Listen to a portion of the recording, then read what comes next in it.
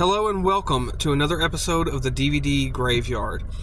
Today I wanted to do a little bit of an experiment. So basically, if you know me, you'll know that one of my favorite horror films of all time is the original Texas Chainsaw Massacre from 1974. And the reason for that is just because this movie checks so many boxes.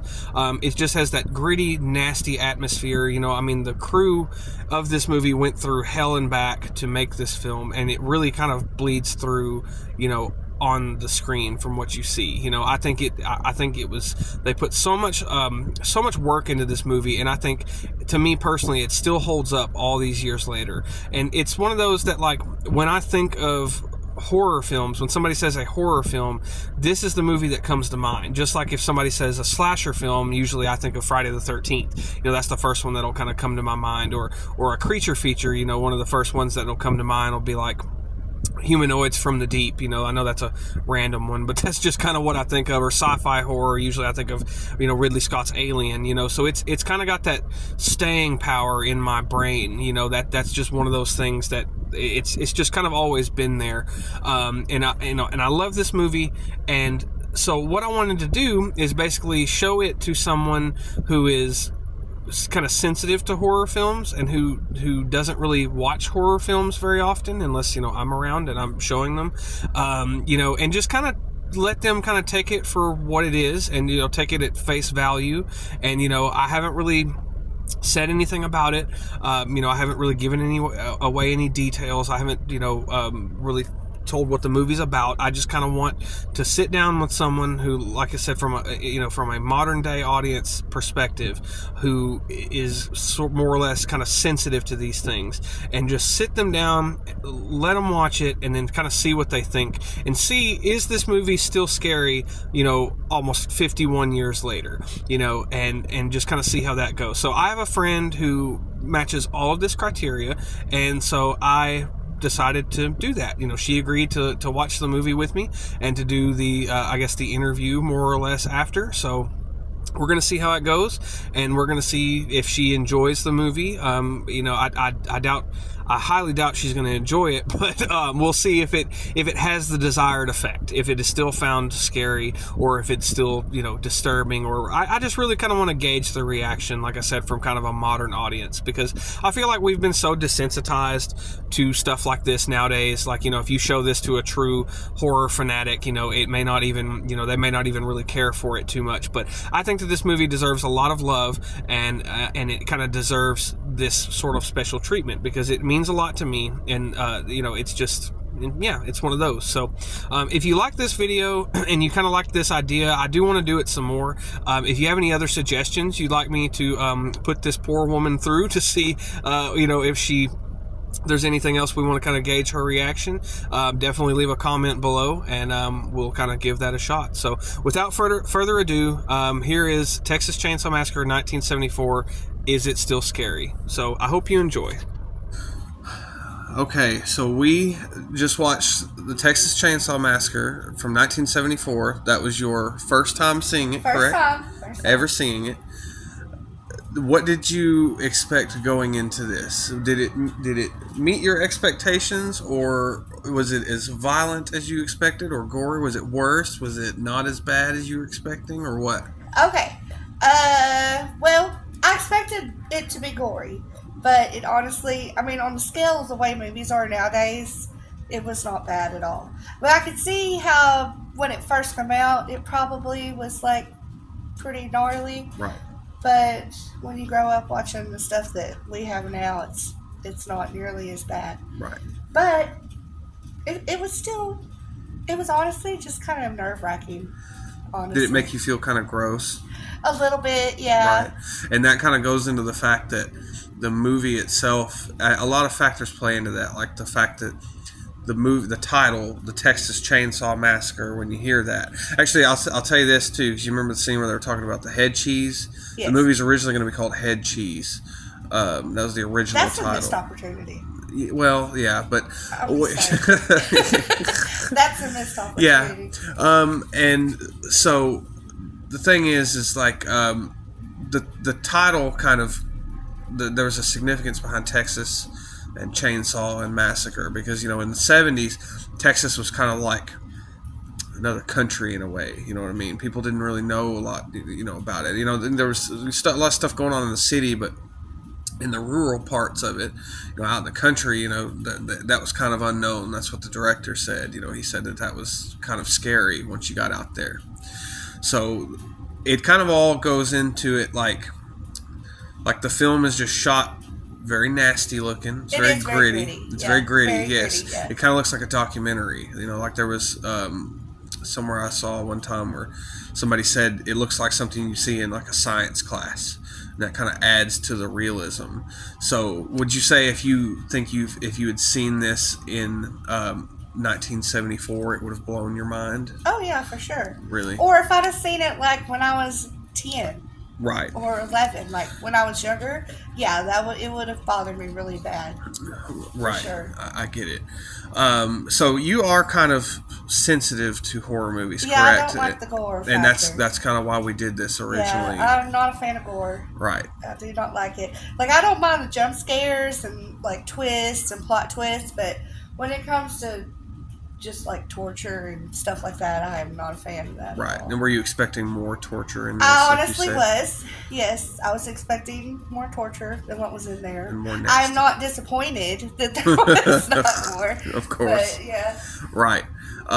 So the thing is you said something earlier about they just keep leaving Franklin in the dirt. I was going to say the crew did not like the rest of the actors. They did not really care for Paul Partain was his name, because he was a whiny bastard. His character was, and he kept that sort of intensity even when the camera was not going. Because you have to think too, is like, you could tell everybody was hot and sweaty and nasty, because this was filmed in Texas. We're hot and gross and sweaty and nasty right now. Right. We kind of get that same feeling sometimes. So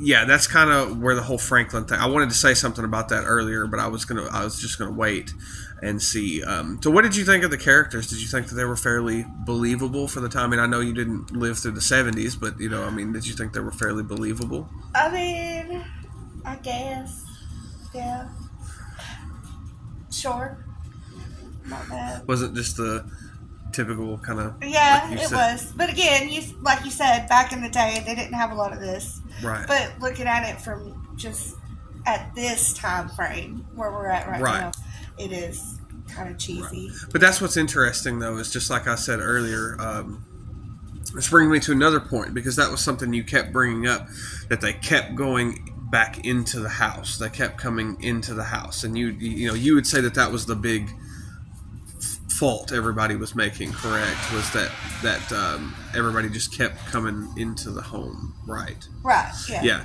So that's kind of what I was telling you earlier. Is that's what's an interesting thing to me, is that this movie. It's okay. This movie is the reason. It's kind of the reason you feel that way, even though. Oh, excuse me. Even though it's not. Even though you'd never seen it before, this changed a lot of stuff. This really kind of, because before this there was, you had the Draculas and you had the monsters, and you had some sort of not really slashers, but like proto slashers. But there was nothing really quite like this whenever this came out. This was the first time that people really kind of saw the ugly. That they tried to really draw you into the whole fear of the victims. Like when they had her tied up and they were showing her like the close up and the fear in her eyes and the intensity and stuff like that. Right, how visceral it was. Yeah, they didn't. That was kind of, they didn't do stuff like that. Right, and the whole kind of thing. The message with this movie too is that like you really shouldn't be so trusting of, I guess, your fellow neighbor, perhaps, and that the world does have some dark and kind of scary things going on. Because, of course, there were serial killers at the time, but there really wasn't anything like this. You know what I mean? Like, it wasn't really blasted in your face all over. So, like, they didn't have social media, of course, and the news was, a lot. Like, that stuff wasn't put directly in your face, all the time. So we weren't really desensitized to that. So when they see that, it kind of. It's different, What did you think of the hitchhiker? Would you have picked him up? Oh, no. Hell no. I understand. What did you think of the gas station attendant, Jim Sido was his name. Ed Neal was the name of the hitchhiker. That's his real name. I mean, he's actually a very nice definitely guy. creepy. Like they did really well in the casting of his character. Yeah. He was actually a really nice man. Very, very nice guy. And I don't really know where they found. I don't know what he did before. I can't remember. He hasn't done a whole lot of things, but he was in this, and then he was in the sequel to this. But he's a very nice man. From what I understand, there are a few sequels, yes, but none of them. We'll talk about that in a second. But none of them are anything like this at all. Oh. This is definitely to me is kind of more of a standalone kind of movie that was never really done this way again. What did you think of Leatherface, our main killer? He had some hella cardio. He did. Boy could run. I will give him his props. He was played by Gunnar Hansen, who is also a very nice guy who went on. He was in Mosquito, which I watched the other day. That's a good movie. He has a chainsaw in that movie. That's a fun movie. I'm gonna have to show you that movie. That's Mosquito. That's for another time. So, fun thing about Gunnar Hansen, I'll tell you, I thought was really cool. He got really, he almost didn't do this movie. He was going to be, I don't remember the guy who was originally going to play the killer. He ended up like getting really drunk and locking himself in a hotel room, so they needed to replace him, at kind of at the last minute, and he just happened to be there. So what Gunnar Hansen did was he actually went to a mental institution, and he studied mannerisms and stuff of people who were mentally unstable to try to get the character down so that he could kind of act without having a face and a voice and everything. And I think he did a really good job. Another thing I'll say that's really cool about the character of Leatherface that I don't think you really noticed in the movie. Did you notice that he changed costumes a few times? Yes, I did. Okay, so whenever you really break it down, the character of Leatherface, he kind of inspired a lot of the modern day slashers, that you get nowadays. But interesting thing is he's completely different. So, like, you notice whenever they first see him, he's wearing the one mask and he's got the apron and kind of that's the killing mask, I guess, mainly just because he does all the killing in the movie in that get up. Well, what's really interesting is when they come back to the house, he's dressed like a grandma. Like a grandma, He's yes. got the granny curls. He's got the grandma, yeah. Edna would be jealous. Yes, sure. yes. And so. And then at the end, of course, he's dressed up. He's got makeup on, and he's got the suit on. He's in full regalia. Well, what's really scary about that, if you really think about it, is he doesn't really have a personality of his own. He has to put the face of someone else on in order to don a personality. Right, but I don't understand what the makeup has to do with the tuxedo. Well, it was it's the pretty woman look. He was getting all dressed up for dinner. Yeah, but you would think he would have a dress on for the pretty woman. Oh, hell. Texas Chainsaw Massacre Next Generation. Maybe that one will be next. I'm just saying. Like, he'd look better, I think, if he'd have done like a mustachio, maybe. I can see that. Yeah. Maybe a monocle to go with the tuxedo. But that's kind of that. But just the thought of that is kind of horrifying. The fact that you have no personality besides what mask you can put on. You know what I mean? True. That is kind of scary. It just adds a lot more depth to the character. Another thing is, if you noticed after he kills the character of Jerry, whenever he comes in and he smacks him over the head, he kind of screams and he kind of freaks out and he starts looking around the house and stuff.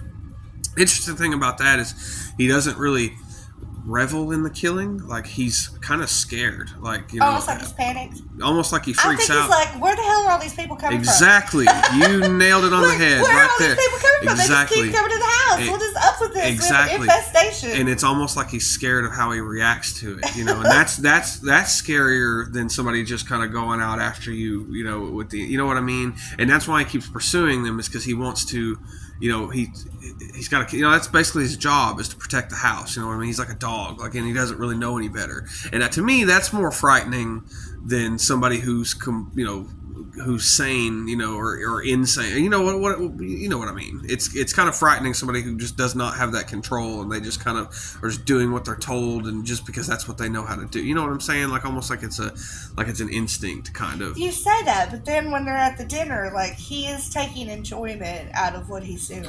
Yeah, but at the same time, Sally O'Malley. At the same time, though, he's just kind of doing what his brother's doing.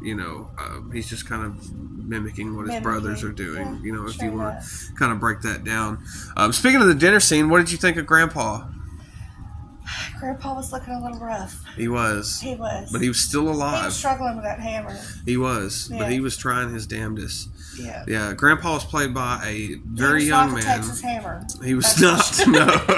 That's for sure. He was played by. He is no Jim Adler. That's what I'm just saying. He was played by someone who was 19 or 20. He was very young and he had a lot of makeup on. And so I always thought that was a really interesting kind of fact, that he's not this old guy, you know what I mean? Right. So I will say, for not having any CGI, the makeup and the different effects was pretty cool. Yeah, well, I'm glad you said that, because the interesting thing about it is this was shot very, very, very low budget. This was Tobe Hooper's first feature film, and they went all out on this. And can you edit all that out? I can edit your fart out. But I won't. You better. Anyway, so it's really neat because the production really went, just like I told you at the beginning of this movie, it's all real bones. They all literally went and got all of this stuff. Even in the beginning, whenever you see the armadillo, it really is a taxidermied armadillo, and that was I guess the effects coordinator is what you call him, but he went and he made the masks, he made the chairs, they turned this beautiful little farmhouse into this horrifying mansion of death, which I think is really interesting. So what did you think of the house? Because most people say it's almost like it's its own character in the movie. I loved the house. It could have been, honestly, minus all the murder and death and mayhem on the inside, it could have been so cute. Well, it was. Well, the house is actually a diner now. They've turned it, and it's been moved. I can't remember where exactly they moved it to. My friend Kyle. Did they serve barbecue? Yes. They serve all kinds. Another neat thing that they do, I don't know if they still do this, but another neat thing they'll do is they'll pick say you come in with a group, they'll kind of single one person out and they'll kind of pull them off to the side and wait until everybody's like, oh, where'd they go? And then they'll be like, we're serving him to you. You know what I mean? It's kind of a... So it's like Texas Chainsaw Massacre. Yeah, exactly. Well, it's not, it's horror themed, I believe. Like I said, when my friend Carl went there and he showed me the menu, and they have a lot of they have some Texas Chainsaw themed food, but they have some other horror themed stuff. But it's really neat, and it's not in the same location where it was then. It's been moved somewhere else, really much further away. I can't remember. I probably should have looked that up beforehand, but it's okay. But I felt like the house, they made it look really gritty and nasty. Seeing that one room, it makes you itchy almost. Whenever Pam falls in that room with all the feathers and the chicken and the bone furniture, all of that was handmade. It was all done, there and it was all actually there, which I find just really, really interesting. And like I told you, a lot of the stuff was real. So for example, there's a few scenes in the movie, I think I told you, whenever Sally gets hit with the broom, whenever Jim Sedow was hitting her with the broom, he was really hitting her with the broom. And when they put the gag in her mouth, that really was just a nasty, dirty rag that they just found laying around. They just kind of stuck it in her mouth. She went through some shit in this movie, she did. And the scene where they cut her finger, I think they actually cut her finger, to feed it to Grandpa, which, it was real hardcore, low-budget filmmaking. Another fun fact about it, all of their clothes, they didn't have the money to buy multiple pairs of clothes, so they all had to just wear the exact same clothes through the entire shoot. That kind of makes it even more realistic, I guess. Exactly, yes, it does. Exactly. It adds to the realism. But I remember being young, and I don't know who it was, but they're like, oh, that's a real story. That really did happen, and they really did kill people. I don't remember who told me that. Yeah, and I grew up, I really thought, this was real. This really happened, Yeah, and I think that just kind of, really is a testament to how well this movie was done. Because, when you watch it, it really almost, like I said, it kind of has a documentary feel to it. I will say the Blu-ray we watched it on, which is my Blu-ray, it's super clear. Like, this is the clearest I've ever seen it in my entire life. The scene with her eyes, they were it so was green, very like crisp. very violent. Yeah. Like, they really popped. I honestly kind of wish I would have brought the DVD because it still has some of that, a lot more of the grittiness to it, and it just, that kind of just adds to it, you know, just the look of the 16 millimeter film. But it looked great, like on this TV. It looks amazing. But yeah, I mean, like I said, just the whole nastiness of this movie is just a lot of those factors just playing together. It's not just gore. It's not just terror. It's not like, it's a lot of things working together, because there's no, like, I saw you whenever the meat hook scene comes up, you know, you covered your eyes because you thought it was gonna stick out of her chest, or you were gonna see her get hung on the thing. That's what I'm used to. Exactly. That's the way it is. But that's what's fun is, like, that made me happy on the inside, because you got scared about that. But I was like, you know, you don't see, I was like, there's no blood. There's maybe very little blood. But it's just the context of everything. Like, that's kind of what you expect. And even though, you know, there is no gore and there is no blood in that scene, it's still very, very powerful. Like, you know what I mean? Like, you feel that. You know, right. You feel that pain. Well, I don't know, because, like, I feel like nowadays they put too much of the gore and stuff in movies. Like, it's just really extreme. Right. It's to the point where a lot of the scary movies nowadays, they don't even really have much of a plot. It's just nasty. Let's see how much blood and gore and guts and boobs we can throw in people's face, and people just eat it up. And I'm like, there's really no plot to that. Right. There's no story. It's actually really stupid. You just go to see blood and stuff thrown in your face. I would much rather personally watch a scary movie or a horror film that has more of a, like that one that we watched that time. What was it? The one you brought over here where they were in the house and they did the spell or whatever. Dark Song. A Dark Song, yes. Yeah, that was a good movie. Like, that movie really freaked with my head, and there wasn't really any badness in it, but it had a lot more lasting effect to me. And do you feel kind of the same way about this movie? It got to you more on a psychological level than a visceral level? Right. And see, that's what I think is great about that's why I praise this movie so much, is because, again, you know, you hear the title Texas Chainsaw Massacre and you think it's just going to be a bloody, awful massacre, and then, you know, you're kind of surprised whenever you go back and look at it with more of a critical eye that it's really not as violent or as gory as you expect. I'm probably gonna say that 50 times during this, like, little discussion we're having. Right. But at the same time, you know, I think that's really neat, like how that they could have done, and how this movie made such a freaking huge impact on everything, because movies just were not the same after this came out. You know what I mean? Like, this was a big what am I trying to say? Milestone, you know, for movie. It was crazy. You know, I mean, this blew people's fucking minds, you know, at the time. Another thing, you know, kind of segueing from that, did you notice the music or the sound effects or anything like that? I mean, there's a little bit playing on the title screen right now, but so, I mean, it's a lot of sounds. Like, I mean, you hear that right now. It's just a lot of banging sounds and a lot of scraping and a lot of, you know, stuff like that. What's really neat about that is Tobe Hooper, what he was doing is he didn't really do a traditional soundtrack. What he was trying to mimic is basically the sounds that animals would hear in a slaughterhouse, you know, things that they don't understand, banging sounds, metal clanking, you know, things like that, because that's the way he was portraying all these characters, as basically just cattle that are coming up to be slaughtered. And I always thought that was really, really interesting, because it's something that you don't really notice unless you know, like I said something about it just then, you know what I mean, which I think is really, really neat, and again plays into that fact, because there's a lot of stuff at the beginning of the movie when they really are talking about cattle, and they're talking about slaughterhouses and things like that. And that's even like whenever you get that first kill with Kirk, you know, I was going to say he hits him over the head and drags him up the ramp and then slams the door. You know, that's a very slaughterhouse kind of kill, you know. Right. Speaking of which, are you surprised that more people weren't killed with chainsaws? There was only one chainsaw death in the whole movie. True, yeah. Yeah.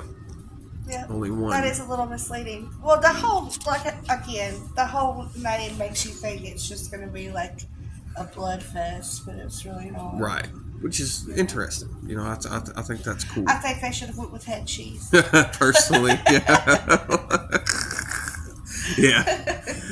I can't say I don't agree with you. That would have been great. We should petition for that. Let's change the name. Let's change the name to Head Cheese, right? Yeah, or Texas Chainsaw Massacre : Head Cheese.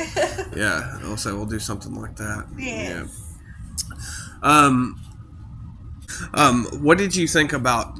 Really, I mean, I know that this is kind of, you're not a cinematographer or anything, but what did you think of how it was shot? Like, for example, the scene, like we just saw there pulling up, like how they were coming up on the house. Like, did you think it was really? Do you think that they had some good directorial choices there? Yes, I did notice like the different angles that they did, like when the girls were getting sodas at the machine, and they did like from like looking up at them, and then the way it panned out. And then when she was going up to the porch, the way they panned into her Pam going up to the porch and then zoomed it around. Right. The reason they did that, coming up underneath the swing and everything, that was kind of a last minute decision, that they wanted the house to look more imposing, like, because they were more like honest, as she goes up, the house gets bigger and bigger and bigger. Speaking of the women in this movie, were you surprised that there was no nudity? Yes, actually, I even said.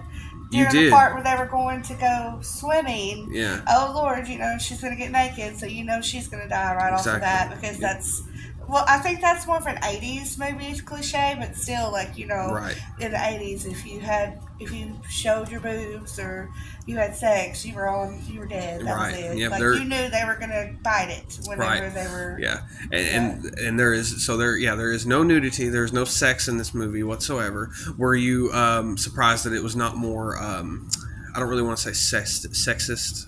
I guess, is misogynistic the word?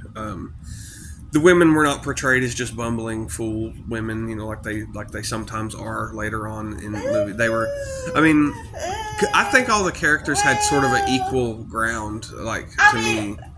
I don't know, because, like, Pam falls in the floor in all the chicken feathers and crap, and instead of being like, oh shit, I need to get out of here, she's just laying on the floor like, oh, and screaming, and just laying there, and I'm like, get up. And then the other girl, she does the whole cliche, let's run up the stairs instead.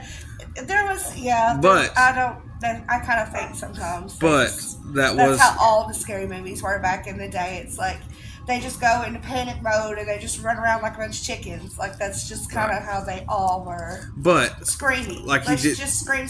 Yes. Like when she's running away from him and he's pursuing her with the chainsaw. Shut up.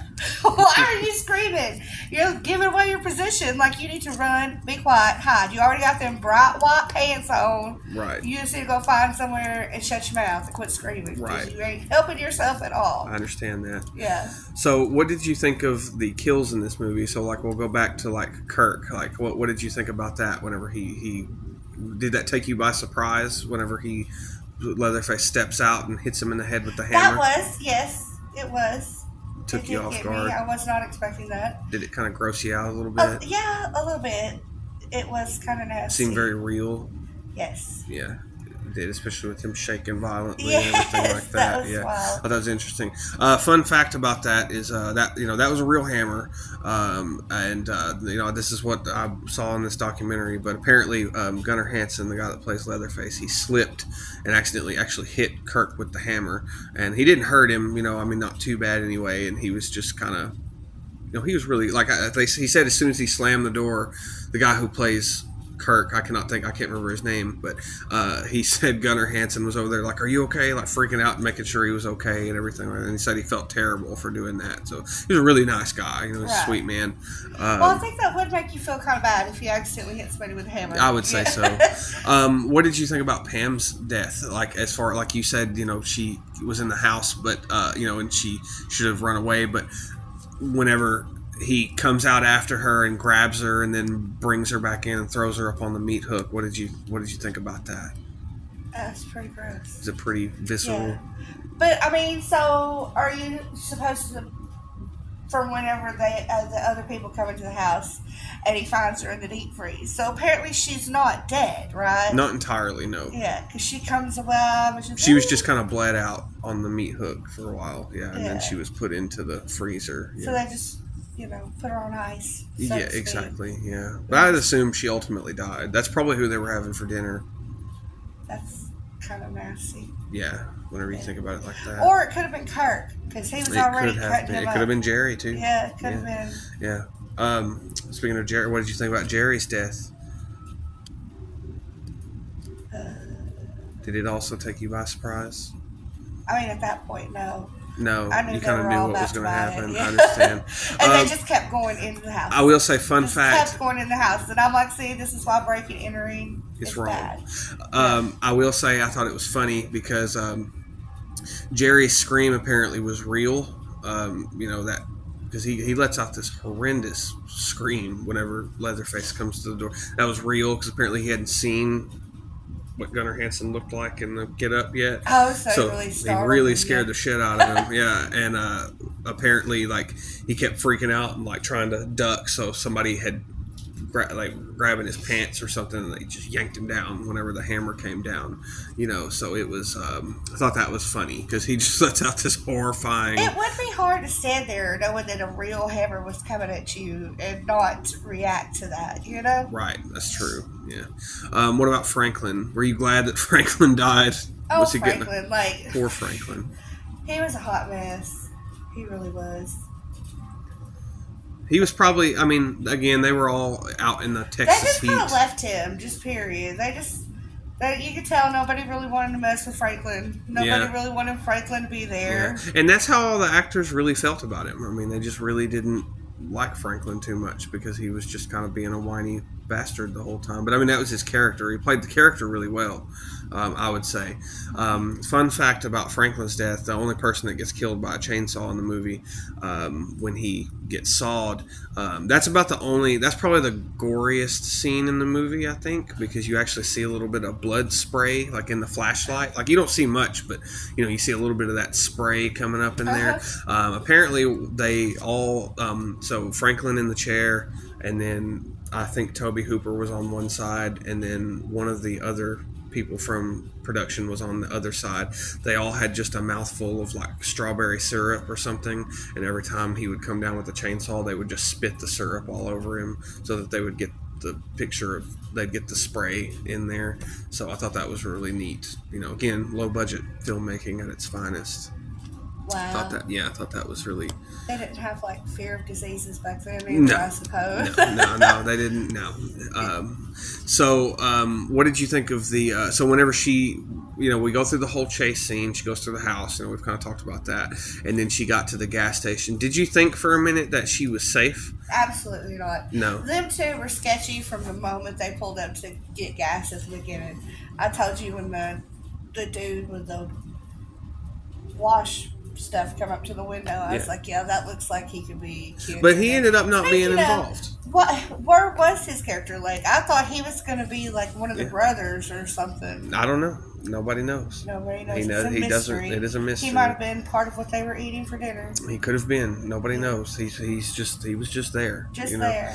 Yeah. What about Ed Neal, the hitchhiker, whenever he got run over? I saw you kind of winced about that, even though it looked really good. I was honestly wondering how she was going to get out of it.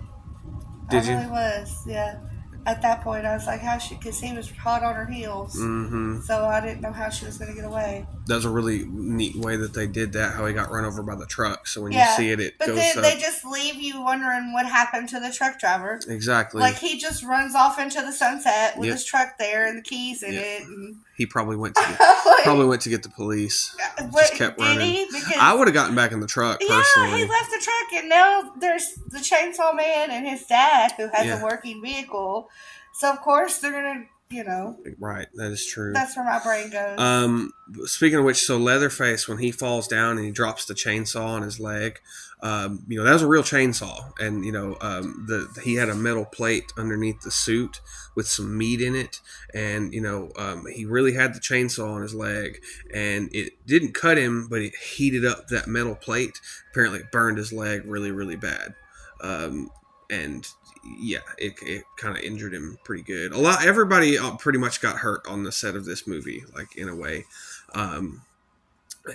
So how did you think of the end? Did it end the way were you expecting it to just abruptly end the way it did? No, there was no conclusion to it. Were you expecting? It kind of just leaves it for you to just, again, like with the truck driver, you just open to You take interpretation. it however you want to take it to Right. where you want to take it. Did it end the way you expected? Did you No. expect? Let me ask you this: were you expecting her to get away? I expected somebody to get away. There's always, usually, at least one person. Maybe not so much nowadays, because nowadays scary movies take everything off the plate. Because Mhm. back, like in the 80s and stuff, the kids never really died. They always made it. It's not like that anymore. Well, it's because of like movies like this. You know what I mean? It really kind of established that kind of Right. But final. I expected at least one person to get away. So. Right, I got you.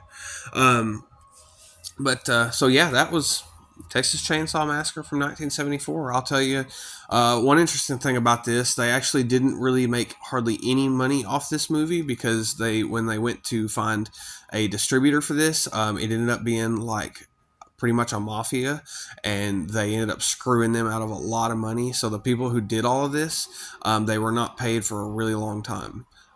They all had black eyes, bruises, cuts, and all that stuff. But they were not, and they were in the house that they were in. They were really in Texas, really in August. You know, I mean, in the heat. I mean, it was hot as hell inside the house, and of course, with all those bones and the corpses and things like that.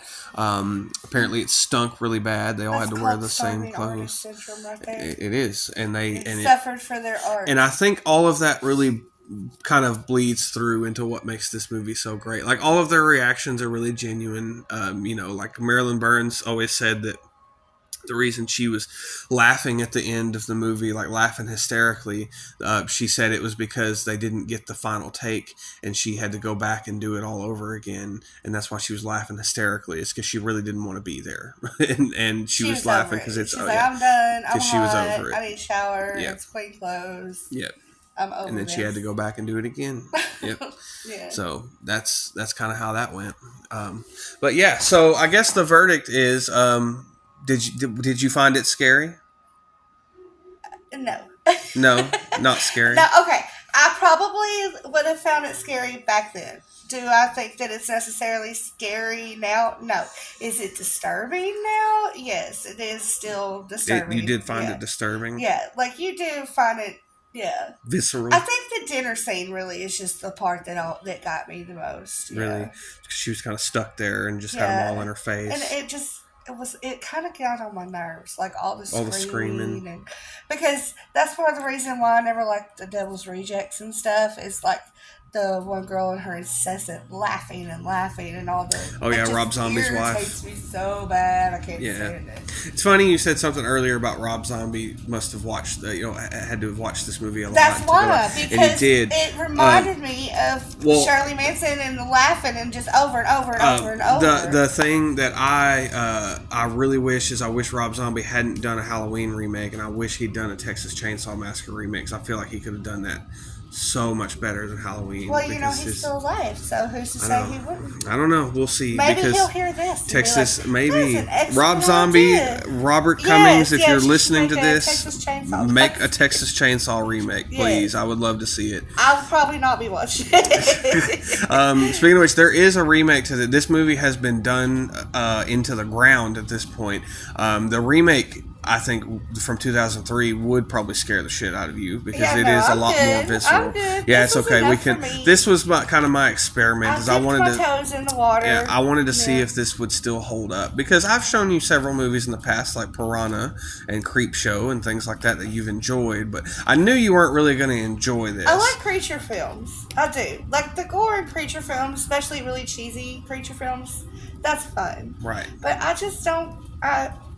People being tortured and mutilated is not my bag. I understand. I just don't like it. I get it. So one thing you said earlier is that you know there are sequels to this. There's actually several sequels to this. So there is Texas Chainsaw Massacre 2, which came out like 10 or 11 years after this one did. It was by the same director, and it's got the cook in it, Jim Sido. He comes back, but everybody else is new.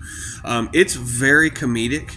It's like a horror comedy, which this one actually had some comedy elements. I was going to say, this one was kind of Yeah, funny you were in laughing parts some. too, Yeah. Which is funny because a lot of people didn't really get the comedy aspect of it for a long time. I mean, it's really, I guess, nowadays because you're not really as freaked out by. People aren't really as freaked out by it, but the director intentionally put a lot of funny things in this. Well, you would definitely have to have like a darker sense of humor. Yeah, I mean, like there's an over 100-year-old man trying to kill a woman with a hammer, which is kind of a funny concept in itself. But at the same time, it's disturbing. I just can't get over the screaming. I understand that. So Texas Chainsaw 2 is basically the polar opposite of what this is. It's more of a comedy, but it's very good. I thought it was a good movie. There is Texas Chainsaw Massacre 3, which kind of took the movie into another direction, and it's almost kind of like a remake in a way. I mean, that's the way I see it. It's not terrible, but it's not the best thing in the world by any means. Then there's Texas Chainsaw Next Generation, which is probably my favorite sequel, that actually has Matthew McConaughey and Renee Zellweger in not their film debut, but the first movie that they were kind of the main actors in. Yes. It's all rough. All right. He says that in the movie. It was actually shortly after Dazed and Confused when that one came out. That one came out in the 90s, and that one is bad. It's not a good movie, but it's so entertaining to watch. Like, I kind of want you to watch that one at some point. It is not. I promise you get a kick out of it. It's hilarious. We'll check that one out at some point, just for the fact that it's fucking ridiculous, but it's so much fun to watch, just because of how silly it is. And then in 2003 they made the remake, which is how I was exposed to the original, because that was the first instance I remember of a remake, period. And then they did a prequel to that one, and then a few years later they did Texas Chainsaw Massacre 3D, or Texas Chainsaw 3D, which that came out when I was in high school, give or take. I think I had just graduated high school and so when that one came out, that's a sequel directly to this movie. It's not very good, but I still do enjoy it. It's entertaining. It's not that great. It's definitely not that great, but I did enjoy it. There is another one called Leatherface, which is a prequel to this movie. Again, that one's really not good at all. And then they did Texas Chainsaw Massacre 2022, which is yet another sequel to this movie, to the original Texas Chainsaw Massacre. So they've done it several times, and they cannot get it. And I think the reason for that is because they're trying too hard. Like, they try to turn...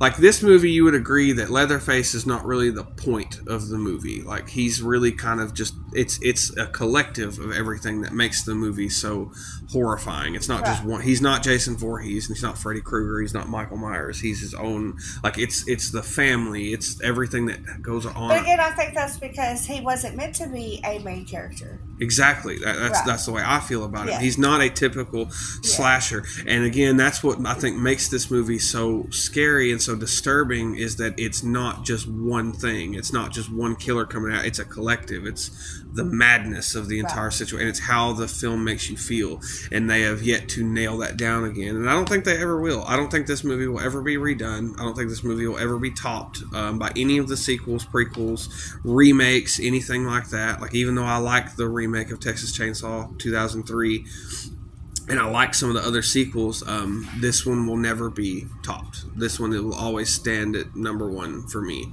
Well, I'm glad I got to experience it for the first time with you. I'm glad you did too. I'm glad I got to show it to you. Thank you for finally agreeing to watch this. You're welcome. Because I've wanted to do this for like a year. Welcome. I wish I would have planned it a little bit better as far as my talking points, but I feel like we did pretty good. Yes. Yeah. Well, until the next one that we do, definitely. Yeah. then yeah. So thank you for joining us, Rhiannon. I appreciate it. So goodbye. Bye.